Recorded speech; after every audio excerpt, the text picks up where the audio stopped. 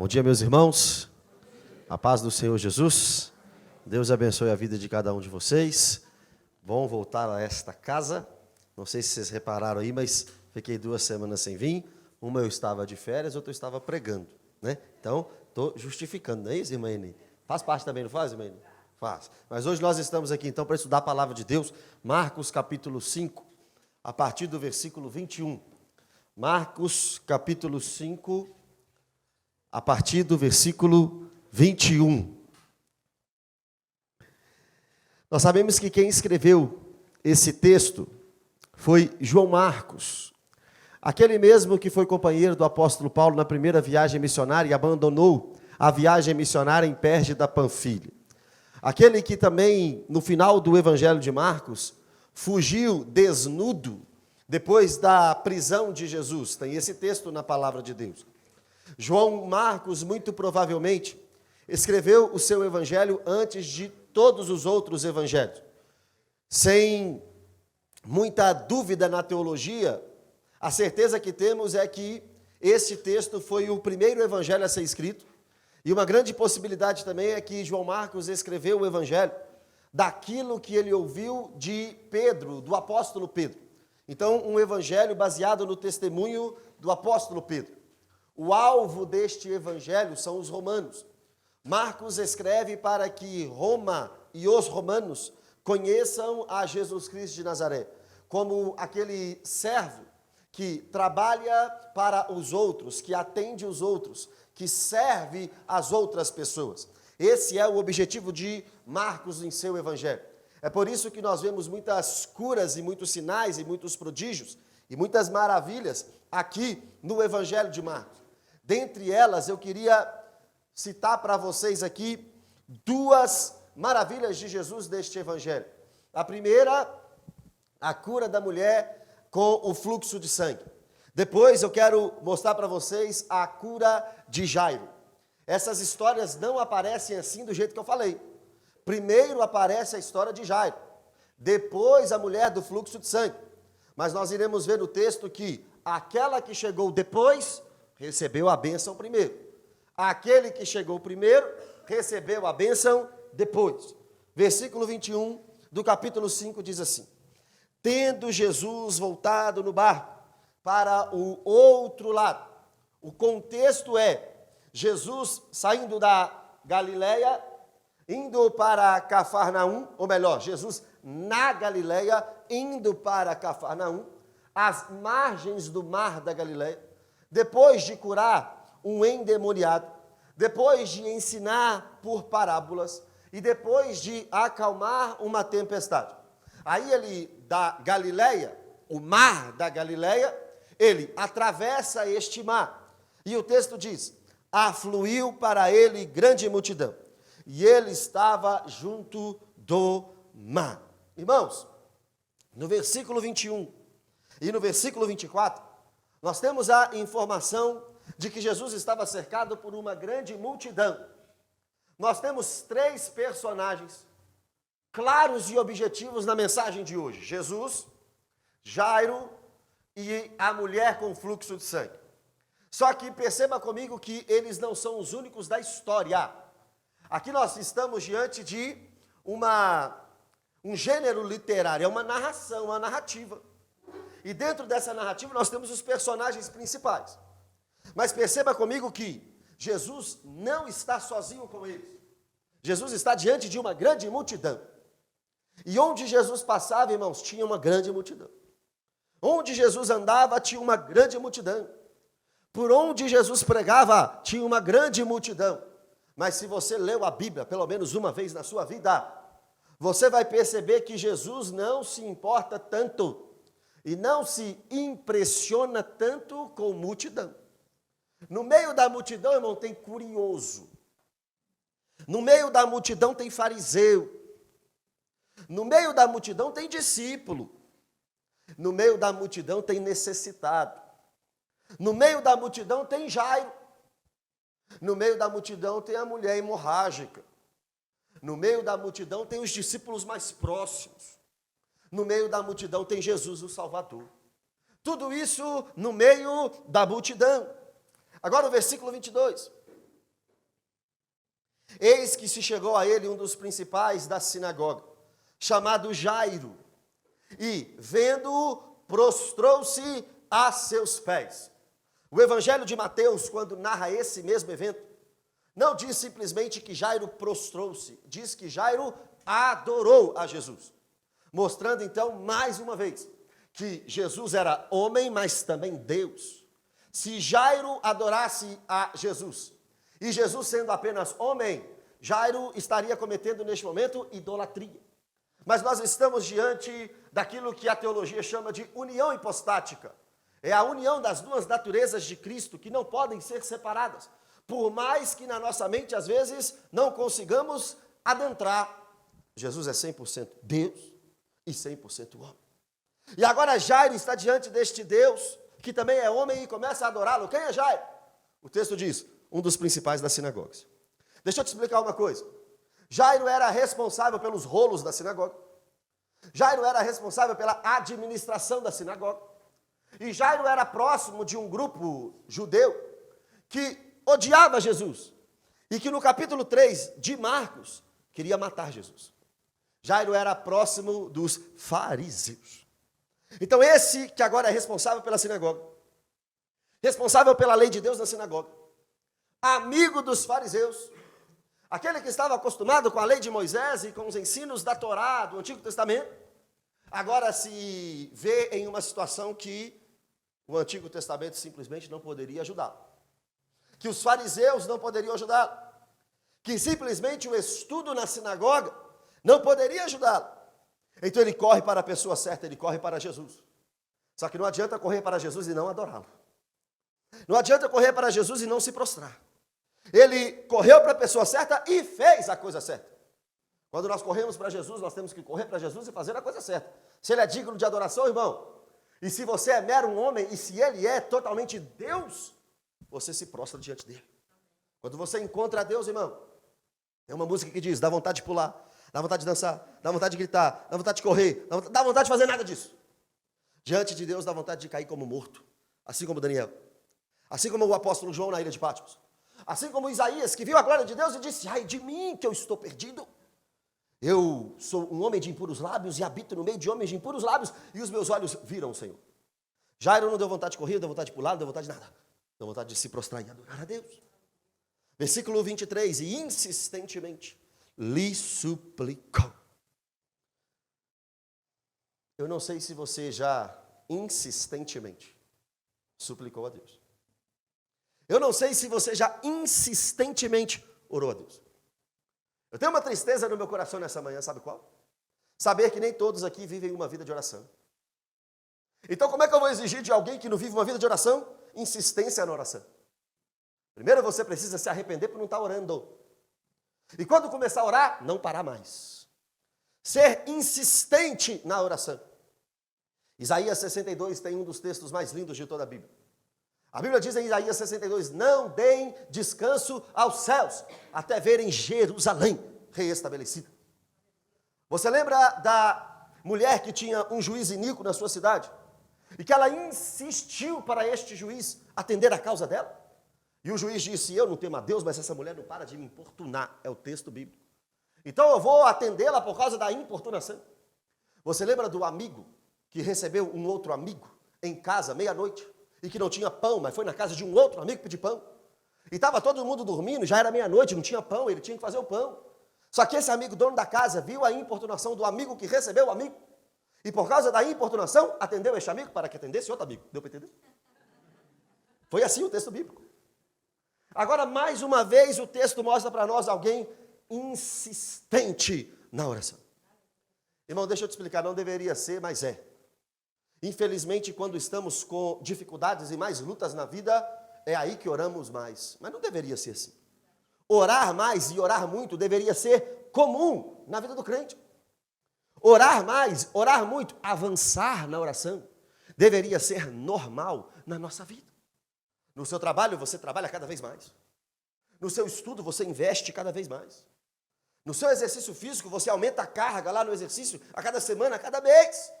Na oração deveria ser a mesma coisa. Orar mais, orar mais, orar mais. Mas este homem tinha um motivo pelo qual Ele orou muito. Insistentemente suplicou a Jesus. E agora, na sequência do versículo, a gente sabe por quê. E a gente aprende e entende o porquê que esse homem estava desesperado na oração. Minha filhinha está à morte. Esse texto também nos é apresentado no Evangelho de Lucas. E no Evangelho de Lucas, a Bíblia dá mais detalhes sobre essa filhinha. Percebe, irmãos, como se não bastasse. Esta filhinha tinha 12 anos e era a filha única dele. Uma filha doente já é uma tristeza para o pai. Agora, uma filha doente, criança, é uma tristeza ainda maior. Agora, uma filha doente, criança, até a morte, é uma tristeza ainda maior. Agora, uma filhinha doente, com 12 anos, criança, doente até a morte, e única, é uma tristeza ainda maior. Então, esse homem está no fundo do poço do desespero, no fundo do poço da agonia, mas ele mostra fé e diz, olha, vem, impõe as mãos sobre ela, para que seja salva e viverá. Este homem não era um seguidor de Jesus, ele era um dos principais da sinagoga. Ele andava não com Jesus, ele andava com quem queria matar Jesus. Só que no momento de desespero, ele percebeu quem era Jesus. E percebeu quem era Jesus a ponto de falar, se o Senhor impor as mãos sobre ela, ela é curada. Neste mesmo evangelho, no capítulo 1, em Marcos capítulo 1, nós vemos Jesus curando a sogra de Pedro através de suas mãos. Será que este homem chegou a ouvir essa notícia? Será que este homem viu este fato? Eu não sei, eu só sei que é assim, ó. O que o Senhor fez na vida da sogra de Pedro, tem como o Senhor fazer na minha vida também?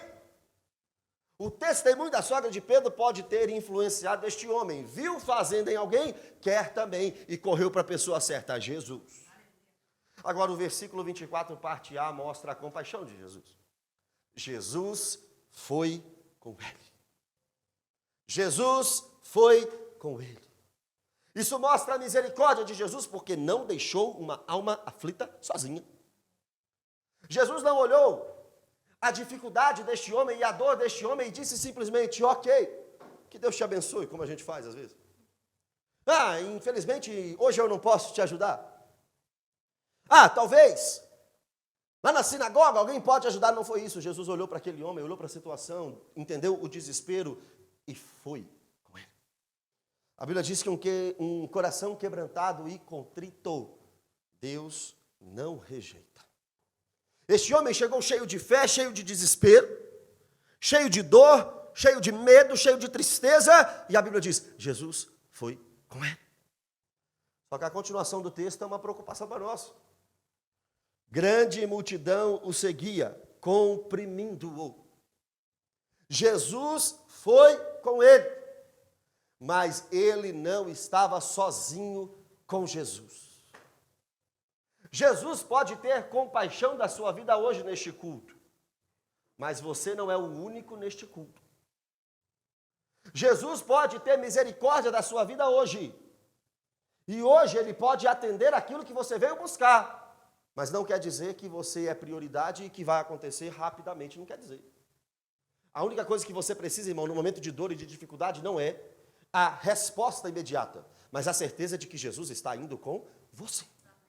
Se Jesus for com você, irmão, pode demorar o tempo que for.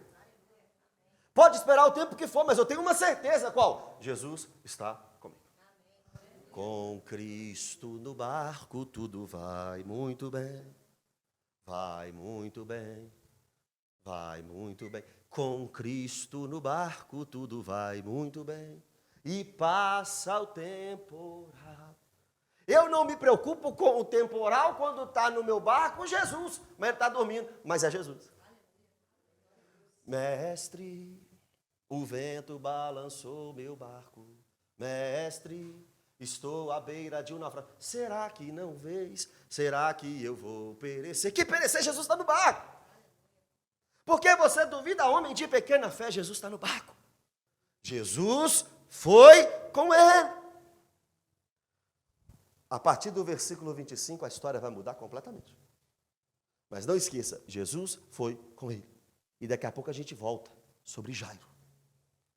Aconteceu que certa mulher que lhe havia 12 anos, vinha sofrendo de uma hemorragia. Então agora aparece mais um personagem na história. Uma mulher hemorrágica, ou seja, com uma menstruação que não parava há 12 anos. Vocês mulheres sabem quão incômodo é os dias, os períodos menstruais.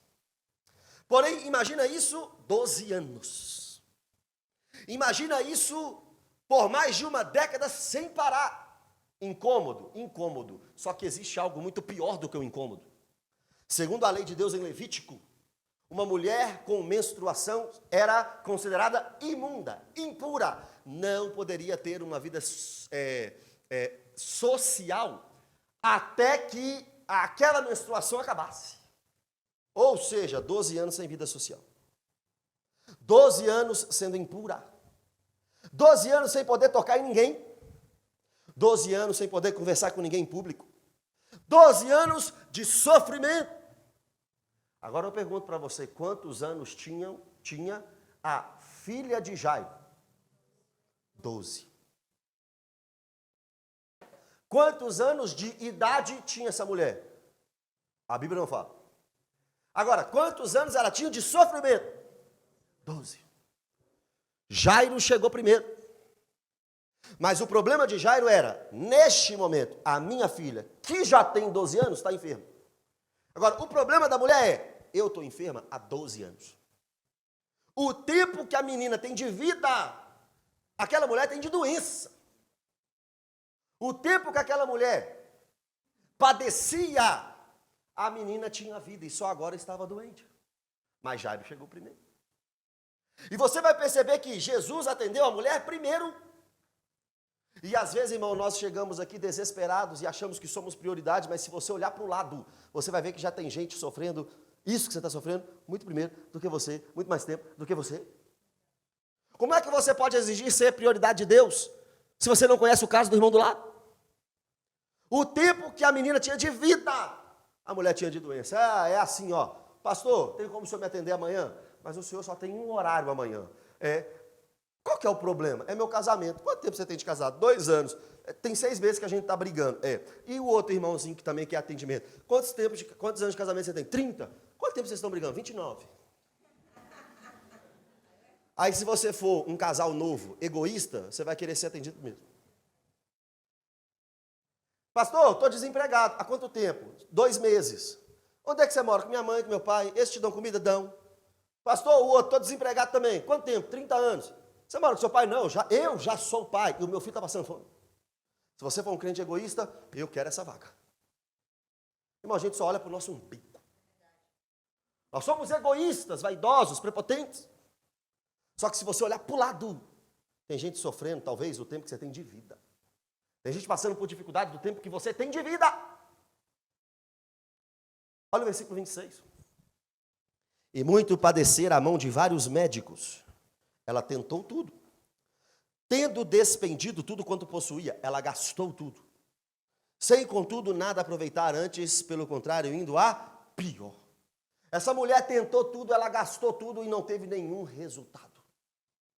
Às vezes, meu irmão, é fácil olhar para quem está sofrendo e falar assim, ela está sofrendo porque quer. Está sofrendo porque não toma posição. Está sofrendo porque não muda. Está sofrendo porque ela mesmo decidiu isso. Tem gente que é assim mesmo, mas tem gente que não.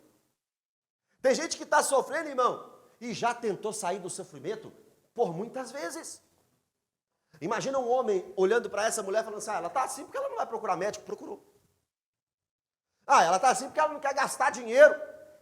Mão de vaca e não quer cuidar da saúde. Não, ela gastou tudo. Tudo. Ela não tem mais nada. Ela não tem mais opção. Ela não tem mais chance. Ela não tem mais oportunidade. Ela não sabe mais o que fazer. 27. Tendo ouvido a fama de Jesus. Agora começa a mudar a vida da mulher. Quando ela ouve falar de Jesus. Meu irmão, 12 anos sofrendo. 12 anos tentando tudo. mas agora ela ouviu falar de Jesus. Nós precisamos falar de Jesus para as pessoas. Porque às vezes a coisa que ela mais precisa é ouvir de Jesus. Talvez a solução da sua vizinha, do seu amigo de trabalho, do seu colega da faculdade, não está na diretora da faculdade, não está no médico, não está na sociedade, está em Jesus. Tendo ouvido a fama de Jesus, vindo por trás dele e por entre a multidão, tocou-lhe a veste. Perceba, irmão, por que ela não foi na frente como todo mundo? Por que ela passou por detrás? Porque ela era uma mulher impura. Ela não poderia estar ali. Ela passou por cima disso tudo para encontrar com Jesus e tocou nas vestes de Jesus. Se eu apenas te tocar, serei curado. Não quero tocar só na tua orla. Eu quero tocar onde um filho toca, apenas um toque. Apenas um toque no teu coração. A roupa do judeu tinha alguns filactérios nas pontas. E esses filactérios eram caixinhas com resumo da lei de Deus lá dentro. Não sabemos se Jesus usava essa roupa, mas se Jesus usou essa roupa, essa mulher tocou onde a lei de Deus estava, na roupa de Jesus. E na lei de Deus está lá, amar a Deus sobre todas as coisas. Em Levítico 19 diz, amar o próximo como a ti mesmo. Essa mulher não simplesmente tocou em uma roupa qualquer, ela tocou na roupa de Jesus, ela tocou no coração de Jesus, ela tocou na lei de Jesus, ela tocou naquele que poderia transformá-la. Porque dizia, se eu apenas lhe tocar as vestes, ficarei curado. Versículo 29, e logo se lhe estancou a hemorragia, e sentiu no corpo estar curada do seu flagelo. Que bênção, né, irmãos? Ela foi curada. Na hora que tocou, Jairo está esperando. A filha de Jairo ainda está doente. E Jairo chegou primeiro. Mas a mulher que chegou depois, precisou só tocar para ser curada. E Jairo, que foi até Jesus, que chegou primeiro e que está desesperado e que está com um caso que para ele é pior porque a filha está morrendo, ainda está esperando. Irmão, não tem como a gente medir com a nossa régua as coisas, não. Nós somos enganados pelas aparências. Fulano é prioridade, nem sempre. Fulano tem que ser atendido primeiro, nem sempre. Fulano está na frente, nem sempre. Quem sabe de tudo isso, irmão, é quem sonda o coração. Salmo 139, a Bíblia diz, sonda-me, ó Deus, conhece o meu coração, prove e conhece os meus pensamentos, é Deus que sonda o coração, e Ele faz também, irmão, do jeito que Ele quer. Jairo poderia falar assim, Senhor, mas peraí, opa, e eu aqui? E você, Jairo, peraí, fica quieto no seu canto aqui, eu estou tratando com a mulher agora. E a gente fica daqui assim, uai, papai, mas o Paulo trocou de carro. Uai, seu irmão Paulo, o outro Paulo, cadê o outro Paulo? Olha lá o outro Paulo lá, ó. Ah, mas... Opa! Não, eu falei esse Paulo. Agora esse Paulo ali comprou uma geladeira melhor do que a minha. E nem carne eu tenho para colocar na geladeira e ele está comprando geladeira nova. Uai, por que, Senhor? Senhor, por que o outro foi curado? Senhor, por que o marido daquela mulher converteu e meu marido ainda não? Nós somos cheios de questionamentos. Se for um questionamento de dor, irmão, é lícito. Mas se for um questionamento tentando, aspas, colocar Deus na parede, quem é você para fazer isso? Quem é você para fazer isso? A mulher foi curada imediatamente, agora o 30, Jesus reconhecendo imediatamente que dele saíra poder, irmão, quem toca com fé em Jesus recebe poder. Quem vai até Jesus com fé, recebe poder. Virando-se no meio da multidão, perguntou, quem me tocou nas vestes? E aí eu pergunto para você, meu irmão, Jesus é Deus? Ele é onisciente, ele sabe quem tocou nele. Ele sabe de todas as coisas. Só que a pergunta de Jesus não tem a ver com ele, a pergunta de Jesus tem a ver com a mulher. A pergunta de Jesus para a multidão é, mulher, se manifeste, saia do escondido. Venha até aqui, demonstre a sua fé, prove a sua fé. Você já tocou, agora eu quero que todos vejam quem me tocou. Respondeu-lhes seus discípulos: vês que a multidão te aperta e dizes, quem me tocou? Ele, porém, olhava ao redor para ver quem fizera isso. Essa mulher vai ter que vir a público. 33. Então a mulher, atemorizada, tremendo, cônscia do que nela se operara, veio, prostrou-se diante dele e declarou toda a verdade. A mulher foi até Jesus, mas foi tremendo de medo, mas foi, porque ela poderia ter sido considerada digna de julgamento dos fariseus por ter tocado em um homem impura. Essa mulher estava correndo risco de morte, estava correndo risco de ser excluída definitivamente da nação. Está impura, não pode aparecer em público. Apareceu. Está impura, não pode aparecer em público e não pode tocar em ninguém. Apareceu em público e tocou só em Deus. Em Jesus. E agora Jesus está falando, quem me tocou, mulher, vem aqui. E a mulher está com medo. Está cheia de incertezas. Mas foi. Deixa eu te perguntar uma coisa. Quando Deus chama, tem como você não ir? Quando Deus manda, qual é a desculpa que você vai falar assim, Senhor, eu não vou não. Jesus está mandando, Jesus está chamando, Jesus está falando, quem me tocou? Apareça! Aí a mulher olha para dentro dela e fala assim, eu estou cheio de medo. Mas quem me chamou foi Jesus. Não é seu amigo te chamando não, irmão. Seu amigo você decide se vai ou não. Não é sua esposa, não. Não é sua mãe, seu pai, seu filho, não. É Deus. Quem é você para não ir quando Deus está te chamando? Quebra todo medo, quebra toda dificuldade, mas vai, irmão. E não espera estar pronto para ir não, hein? É para ir com medo. É para ir com dificuldade. É para ir sem certeza mesmo, irmão. A única coisa que você tem que saber é, Jesus está chamando. Pedro ouviu um vem de Jesus. E foi, na tempestade, andando sobre as águas. Começou a olhar para o lado, afundou. Irmão, não é para olhar para o lado. Não é para olhar para a dificuldade. Não é para olhar para o medo. É para olhar para Jesus. Estou seguindo a Jesus Cristo. Deste caminho, eu não desisto. Atrás não volto. Não volto, não. Irmão, quando você está com o olho fito em Jesus, mesmo com medo, mesmo com dificuldade, mesmo com problema, mesmo com tristeza, você vai. Quem está chamando é Jesus, irmão. Quer certeza maior que vai dar certo? De Jesus está chamando? Não tem mais certeza. Qual certeza você quer mais? É Jesus que está chamando. 34, e ele lhe disse, filha, a tua fé te salvou. Você está curado. Vai-te em paz, está perdoado. Fica livre do teu mal. A mulher que chegou depois, agora está recebendo a bênção, e a bênção por completa, não só a cura física, mas a paz do coração. Irmão, Jesus não quer simplesmente uma cura física para você. Ele quer a paz com Deus. Ele quer a paz interna. Ele quer a salvação da sua alma. Ele quer perdoar os seus pecados. Porque essa mulher poderia ser curada e amanhã adoecer de outra coisa. Tem gente que vem para Jesus e acha que a única coisa que ela precisa é ser curada fisicamente. Todo mundo que vem a Jesus precisa, na verdade, irmão, ser salvo. Porque aí é um ato que não se pode apagar.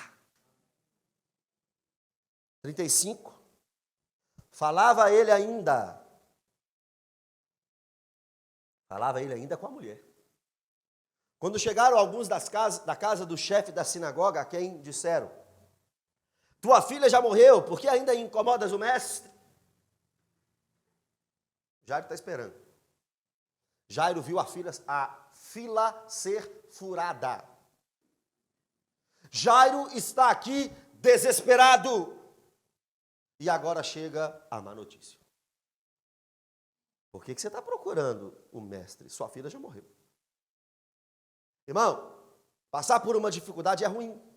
Agora, passar por dificuldade recebendo mais más notícias é pior ainda. Lembra de Jó? Perdeu os cabelos, perdeu as ovelhas. Aí um vinha, avisava. Aí o outro vinha e avisava outra coisa. Aí não tinha tempo nem de se limpar daquela tristeza. Outra notícia. E a pior, seus 10 filhos agora estão mortos. Irmão, o que você faria? Se você tivesse desesperado e batesse na sua porta agora, alguém chegando para você falando assim, não precisa se preocupar mais não, porque sua filha morreu. Você chega perto de Jesus cheio de fé e viu a pessoa que chegou depois ser abençoada e por causa disso, na cabeça humana, não deu tempo de Jesus salvar a minha filha, porque ele gastou tempo com outra pessoa. Ninguém aqui teria o coração de falar assim, mas pelo menos a mulher está curada, glória a Deus por isso. Todo mundo viraria para Jesus, está vendo, Jesus, está vendo, Jesus. Não era para atender essa pessoa, não, era para me atender. Mas olha Jesus. Mas Jesus, sem acudir tais palavras, disse ao chefe da sinagoga, não temas, crê somente. Não temas, crê somente. A má notícia chega. A filha morreu. Aí Jesus agora é assim, Jairo, você chegou para mim falando que a filha estava morta, cheia de fé. Você falou que se eu tocar nela, ela seria curada. A má notícia chegou. Você continua crendo? Você continua crendo? Porque crer, quando nada está acontecendo de ruim, é muito fácil. Crer, quando a coisa está quase indo para o brecho, mas ainda tem esperança, é um pouco difícil. Agora, crer quando não tem mais esperança alguma, para poucos. Para poucos. E agora Jesus está falando assim, Jairo, agora eu te matriculei na escola da fé. Agora, Jairo, você vai ter que dar um passo a mais na sua fé. Agora, Jairo, a única solução, literalmente, para o seu caso, sou eu. Irmão, às vezes Jesus faz isso com a gente. Enquanto dá para o homem fazer alguma coisa, ele não faz nada. Um exemplo disso é Lázaro. Lázaro foi ressuscitado depois de quantos dias que ele morreu? 4. E por que 4? Os judeus acreditavam que até o 3º dia poderia acontecer uma ressurreição.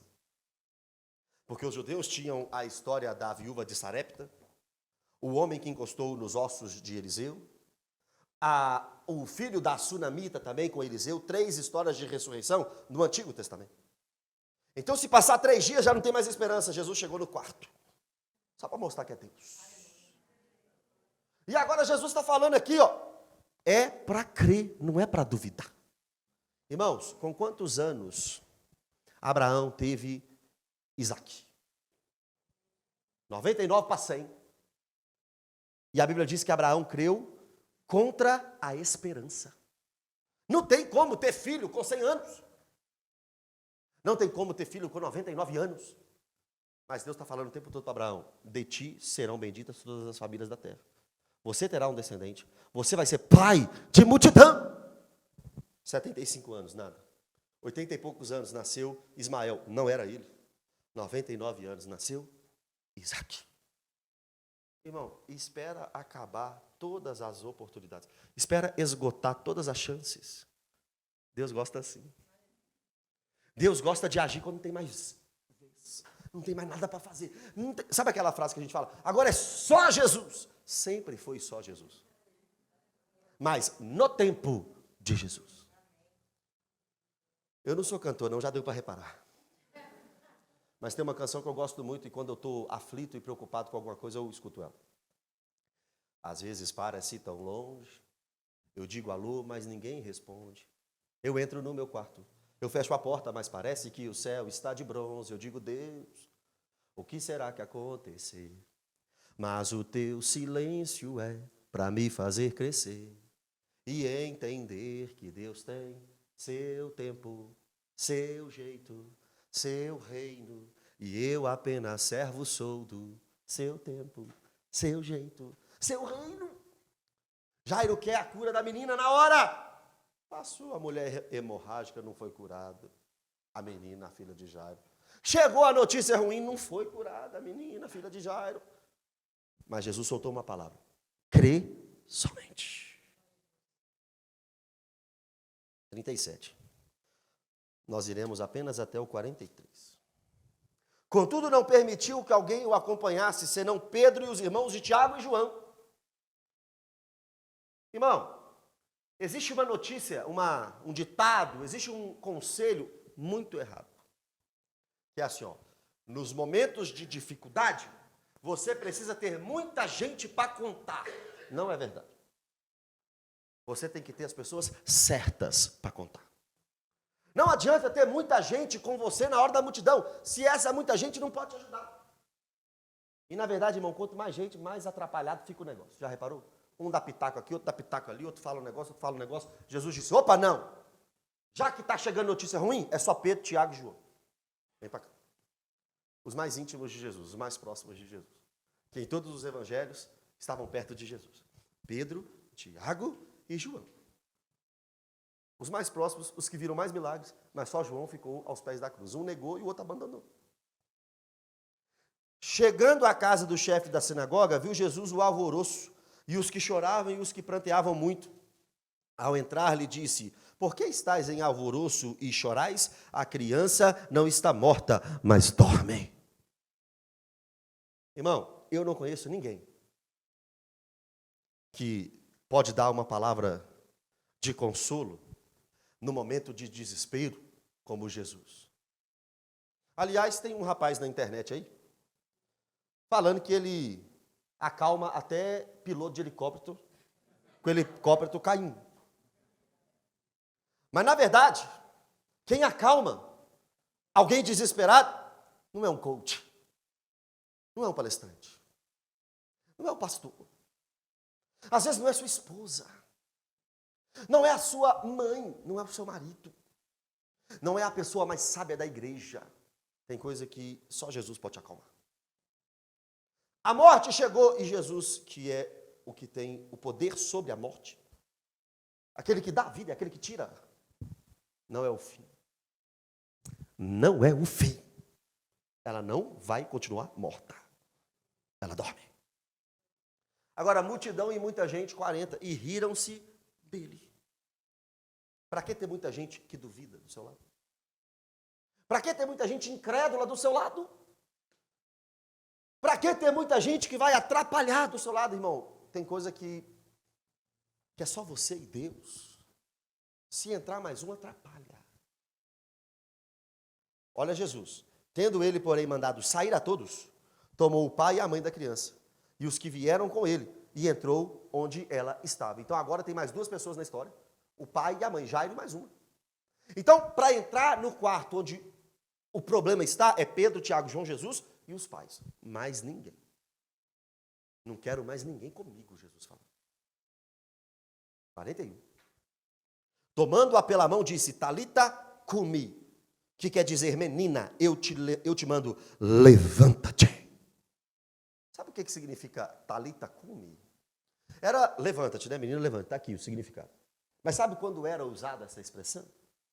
Quando uma mãe, de forma carinhosa e cuidadosa, pela manhã, chamava uma filha para levantar para tomar um café da manhã.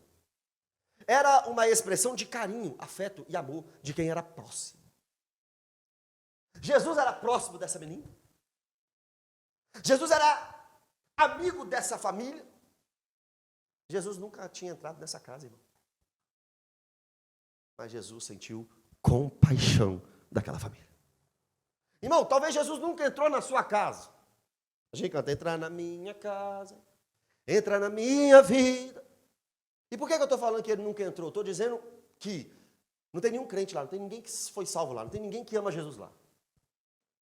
Aí você acha que para Jesus entrar e a mudança acontecer, ele entra e o processo, né, é a cura da maldição hereditária. Mas Jesus está dizendo aqui, ó, a Bíblia está dizendo aqui, ó, quando ele entrou, já teve cura. Eu não tenho que passar por processo para ser curado. Nem sempre. Ser liberto, ser transformado. A Bíblia diz, e conhecereis a verdade, e a verdade vos libertará. Se o Filho vos libertar, verdadeiramente sereis livres.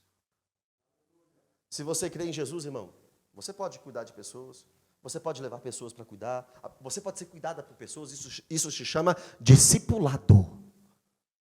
Agora, pegar o Pedro, cheio de doença na alma, aí fica uma semana no sítio lá, aí quebra um monte de maldição lá, aí depois tem que colocar um monte de pecado na cruz lá. Aí pega o Pedro aqui e coloca no outro sítio, quem não acabou lá não, ele já conhece Jesus, ele é cristão, ele é salvo, mas aí está cheio de pendência na alma, aí vem e coloca ele aqui de novo, aí não resolveu não, aí chama o irmãozinho lá, chama a Exanete, aí tem que orar com a Exanete. Jesus entrou. E quando Jesus entrou, Jesus curou. E quando Jesus entrou, Jesus salvou. E quando Jesus entrou, Jesus ressuscitou.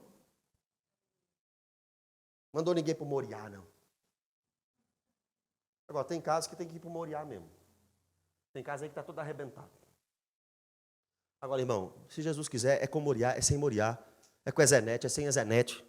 É com André Valadão, é sem André Valadão. É pastor Márcio, sem pastor Márcio. É sem Mateus, é sem Pedro, é sem ninguém.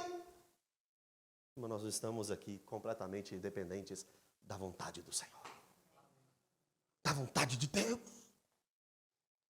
E imediatamente a menina se levantou e pôs-se a andar, pois tinha 12 anos. Então ficaram todos sobremaneira admirados. Agora reconheceram que Jesus tem poder sobre a morte. Jesus, irmão, vamos pôr uma aspa aqui porque o texto não diz. Deixou a menina morrer para ressuscitar a menina para o testemunho ficar maior. Se ele cura uma menina de 12 anos doente, curou, tá, foi um remédio. Não, mas a menina morreu. E remédio não ressuscita, não. Ressuscita? Tem algum médico aqui? Tem alguém da área da saúde aqui? Existe algum remédio que ressuscita morto, irmã? Não. Mas existe o médico dos médicos. Esse ressuscita morto. Jesus Cristo de Nazaré. E Jesus Cristo de Nazaré agora mostra que Ele é o Todo-Poderoso e ressuscitou a menina. 43. Mas Jesus ordenou-lhes expressamente que ninguém o soubesse. Como assim, Jesus? Como que ninguém vai saber? Não foi uma dor de cabeça que foi curada, foi uma menina ressuscitada. Mas Jesus está falando, não conta para ninguém. Irmãos, em Marcos capítulo 1, Jesus curou um leproso. E também falou para o leproso, não conta para ninguém. Em Marcos capítulo 5, Jesus curou um endemoniado, expulsou demônio. Lá no endemoniado ele diz, fala para todo mundo. Qual é o critério? É o de Deus. Tem coisa que Deus faz que não é para você falar para ninguém. Tem coisa que Deus faz que é para você contar para todo mundo. Eu vou dar aqui a chave. Vocês gostam de chave? Vocês gostam de senha? Então aqui, ó, a chave do culto hoje. Ó, a chave que eu vou liberar na sua vida aqui. Ó. Amém. Está amarrado mesmo. Olha a chave que eu vou liberar para vocês aqui, ó. Quer saber o que é para falar e o que não é para falar? Joelho no chão, pergunta para Deus. Não sou eu que vou falar, não. É intimidade com Deus. É Deus que fala para você, não sou eu que falo, não. Leproso, não é para contar para ninguém. Menina de 12 anos, não é para contar para ninguém. Endemoniado, é para contar para todo mundo. Aí o irmão pentecostal fala assim, é para envergonhar Satanás. Não sei se era para isso, não. Agora, o final do 43. E mandou que dessem de comer a menina. Ninguém ali podia ressuscitar a menina, ninguém. Mas cuidar da menina e dar de comer, os pais podiam. Então o que Deus faz, irmão, você não consegue fazer, não adianta. Mas o que você faz com aquilo que Deus faz na sua vida? Está dando de comer a menina? Exemplo. Deus me dá um ministério, me dá um ministério, me dá um ministério. Deu um ministério. Como é que você está investindo no seu ministério? Como é que você está vivendo no seu ministério? Deus me dá um casamento, me dá um casamento, me dá um casamento. Deu um marido para você, uma esposa. Como é que você trata esse marido? Como é que você trata essa esposa? Irmão, achar um marido para você é só Jesus. Não é essa enjoância sua aí. Arrumar uma esposa para você chato desse jeito, só Jesus. Agora, como é que você cuida dele? Como é que você cuida dela? Como é que você cuida do ministério? Como é que você cuida do pastoreio? Como você cuida do dom que Deus colocou na sua vida? Como você cuida daquilo que Deus colocou na sua vida? Dá de comer. Eu ressuscito, mas dá de comer. Irmão, no final das contas, Jairo recebeu a bênção, mas teve que esperar. No final das contas, a mulher recebeu a bênção imediatamente. Eu não vou prometer para vocês bênção para todo mundo aqui. Mas eu posso falar com vocês 3 posições aqui, 3 posições. E Deus vai falar qual você está. Você pode ouvir 3 respostas de Deus aqui agora para você. A primeira, irmão, é não. Eu quero, eu busco, mas Deus diz para você, não. Como Paulo no espinho na carne. Se Deus falar para você não, tem uma saída ainda, sabe qual? Aceitar. Aceitar. Agora, Deus pode falar sim. E se Deus falar para você sim nessa manhã, irmão, o dia da sua vitória chegou. O dia do seu milagre chegou. O dia da sua restauração chegou. O dia da sua bênção chegou. E glória a Deus por isso. Mas ele pode falar também assim, espera. E se ele falar espera, irmãos, é motivo de alegria. Porque a espera é um sim, mas não agora. É sim também, mas não agora. Ô, meu irmão, eu acho que mais do que o sim, nós temos que nos contentar com o espera. Porque espera também é sim. Mas vai demorar um pouquinho. E enquanto está demorando, irmão, como é que você está? Louvando. Enquanto está demorando, o que você está fazendo? Congregando. Enquanto está demorando, o que você está fazendo? Esperei com paciência em ti, até que o Senhor se inclinou para mim. Imagina, irmão, o dia que Deus se inclinar para você. O Salmo 13, e tem outro salmo também que eu esqueci, tem um versículo do salmista dizendo assim, olha para mim,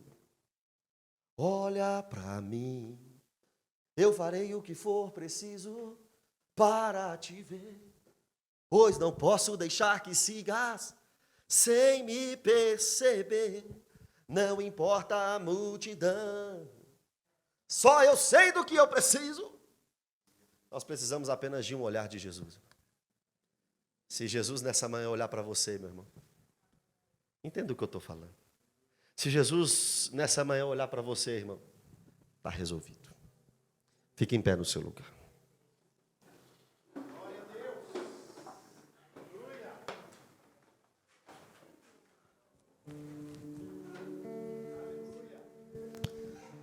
Feche os seus olhos. Quem é você nessa manhã? A multidão? Você é a multidão?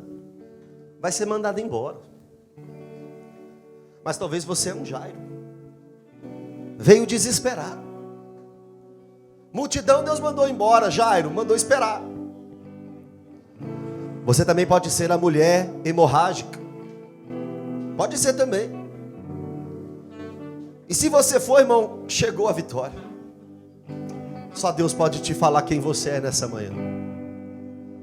Feche os seus olhos, fale com Deus. Pai, obrigado, Senhor, por todos os teus feitos. Obrigado, Deus, por tudo que tem acontecido na nossa vida, na minha vida, na vida dos meus irmãos, na vida da minha família, da minha esposa, do meu filho. Oh, meu Deus, obrigado por cuidar de nós com tamanha excelência e poder. Mas, meu Deus, é bem possível que alguém que esteja aqui esteja sofrendo muito. É bem possível que alguém já perdeu a esperança. É bem possível que alguém já não tem mais no que se apegar. Meu Deus, coloque fé no coração dessas pessoas. Separa essas pessoas, Deus, para acreditar e continuar crendo. Oh, meu Deus, a mãe que ora pelo filho nas drogas. A esposa que não tem o amor do seu marido. A família que está destruída, Senhor. Nós pedimos ao Senhor por transformação nessa manhã. Por restauração nessa manhã. Ministérios destruídos. A mulher, o homem não acha que o Senhor pode usá-los mais, mas o Senhor pode. Restaura, Pai, aquilo que o Senhor tem, as promessas. Restaura, Deus, aquilo que o Senhor plantou no coração deste teu servo, desta tua serva, há anos atrás. É o que nós te pedimos, Pai, em nome de Jesus. Amém.